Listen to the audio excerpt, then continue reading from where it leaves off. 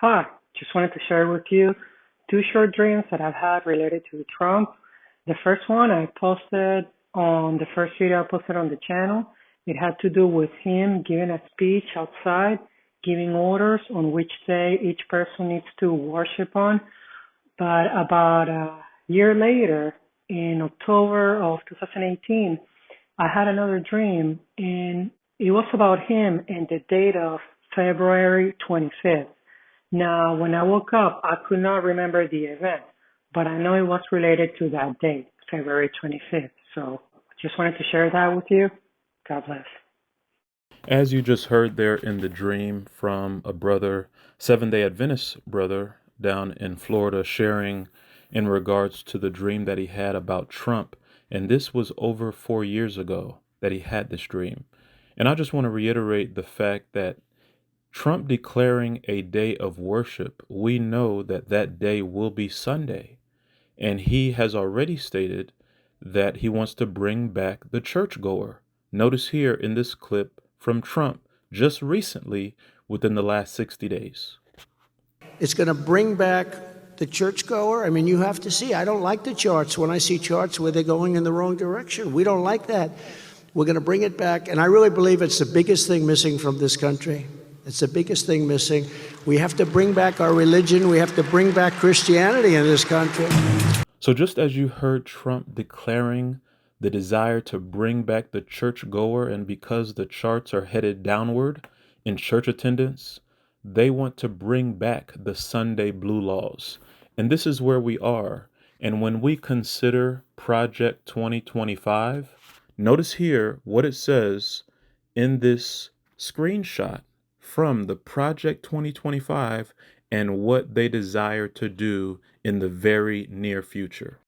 As we see here in the 2025 Presidential Transition Project, which is Project 2025, in the second paragraph, it says Sabbath rest. God ordained the Sabbath as a day of rest, and until very recently, the Judeo-Christian tradition sought to honor that mandate by moral and legal regulation of work on that day. Now, when they say Sabbath, they are referring to Sunday. But biblically, we know that the Sabbath is the seventh day of the week. And for those that are in doubt upon that subject, we have a link in the description box. And as you see on the screen, an article on our website, darkday.us. Click on articles and you can get to this article. You'll just have to scroll down and click load more. But we'll have the link in the description box. And in this document, you have the leadership of the Catholic Church, Baptist Church, Methodist Church, Presbyterian Church, Congregationalist Church, non-denominational churches, and D.L. Moody and others admitting the Sabbath is not Sunday, but Saturday. And that is clear for anyone who just reads their Bible. So in light of the law being mandated for Sunday, Christians that follow the Bible are going to have to make a choice whether they're going to follow Christ and honor the Sabbath or follow man and honor Sunday, which is actually paying homage to the Catholic Church. Because notice here where they say Sunday is our mark of authority. And the Catholic Church is above the Bible, and the transference of Sabbath observance is proof of that fact. Very clear from their own literature, they claim the authority for the change. Therefore, those who are going to church or honoring Sunday as a holy day are actually honoring the Catholic Church and not Christ. And in actuality, this is what the mark of the beast is when the government of America enforces Sunday as a mandate by law. Then we will have to make a choice regarding the mark of the beast. Coming back to the slide on Project 2025, notice here what it says in our first bullet point, about third paragraph down. It says, Congress should encourage communal rest by amending the Fair Labor Standards Act to require that workers be paid time and a half for hours worked on the Sabbath. That day would default to Sunday, except for employers with sincere religious observance of a Sabbath at a different time. So We know that generally these type of laws start soft and then they grow teeth, which means that first there are no penalties.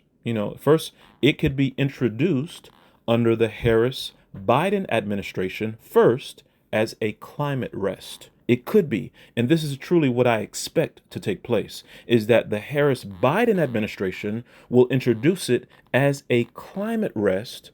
As you see on the screen, Climate Sunday, the Sabbath project under the climate guise has been on the move for years. And then once Trump is in office, then we will see it take a religious connotation with the enforcement of a day of worship where you must attend church on Sunday. And then when Trump passes it, that will be the second law. Then the third law on Sunday will be with penalties and fines and possibly imprisonment for those that refuse to honor Sunday. And then the final Sunday law, the fourth one, will be the death penalty as it states in Revelation 13, verse 15 through 17. So remember, these 4 Sunday laws are typified by the 4 decrees of the Persian kings. Remember, Medo-Persia is a type of America. First, you had the decree from Cyrus, then Darius, then Artaxerxes. And Artaxerxes gave the decree where Jerusalem rebuilding was actually complete. So we take it from the third to establish the cleansing of the sanctuary in the 2300 AD prophecy. So both the close of probation for the Jews and the cleansing of the sanctuary was based upon a decree from a king.